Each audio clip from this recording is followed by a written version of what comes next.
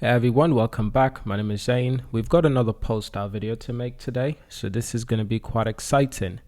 And thanks to a user on Twitter, cashcow_69, we've got some good details on the difference between the new amendment. So this will be the difference in between all of those amendments and submissions. So we're going to go through the full tweet from cashcow on Twitter.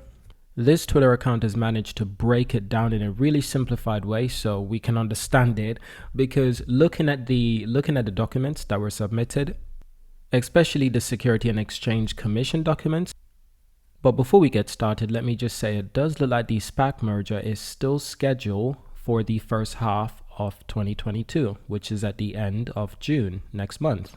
The reason of this is because there seem to be a lot more recent filings, not just in the UK, but also in the United States via the Security Exchange Commission, the registration statements, they all outline this, but also Polestar themselves has said in a recent statement on their blog, on their website, on the 19th of May, which is just like 3 days ago.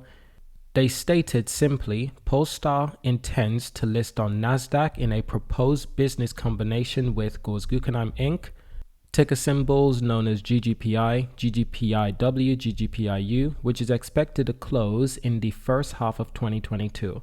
So this is their statement. They're still confident that they can meet the deadline, that they can merge with Guggenheim fully and be fully public traded company by the end of June 2022. That's impressive. So that gives us a lot of confidence, because a lot of people, including myself, do not think Polestar would put out this statement if they weren't certain that they could meet the merger date.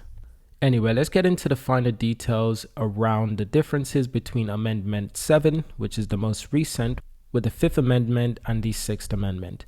So here's the first thing. The name Polestar Automotive Holding UK Limited has been changed to Polestar Automotive Holding UK PLC. Sections referring to this foreseen re-registrations are now written in the past tense. This relates to the earlier tweet on this topic. The earlier tweet, which was made on the 7th of May, also said, as already mentioned by several other investors, Polestar Guggenheim has filed the relevant document to change their UK holding from a private to public company limited, getting the company to file in the UK to go public, and also getting that done in the United States as well. It's a complicated process, but it was crucial for them to get this filing in the UK, because without this they couldn't go public in the United States. But this is all on schedule. This is perfectly timed.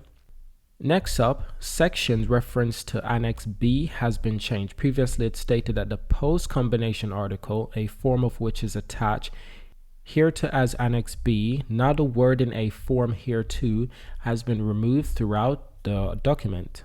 So while these small differences may seem minuscule to us, they might have a big meaning beyond the scenes when it comes to legal term, when it comes to the law, when it comes to policies and stuff like that. We are not trained lawyers, so most of this information won't make sense to us. I just have to relay that once more. Next up, in a summary of proxy statement, prospectus had previously read Polestar is expected to capture a substantial majority of the premium luxurious market.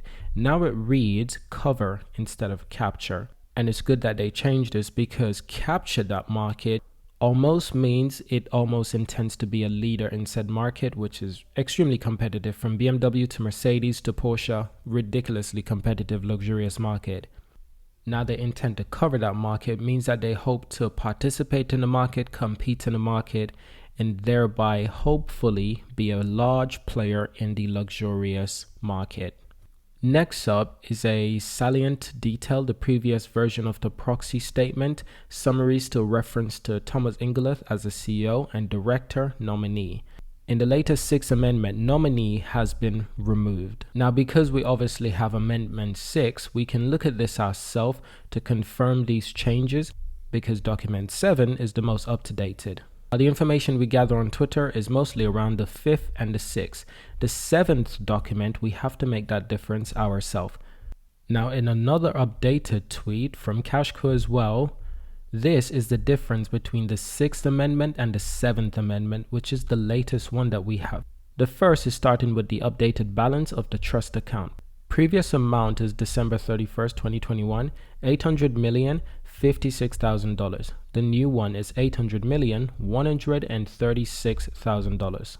Cash Cow also says GGPI now also removes the record date for Class A shares. It now also says May 18th, just like the warrants. This means the first potential voting date moves to 6th of June, 20 days later.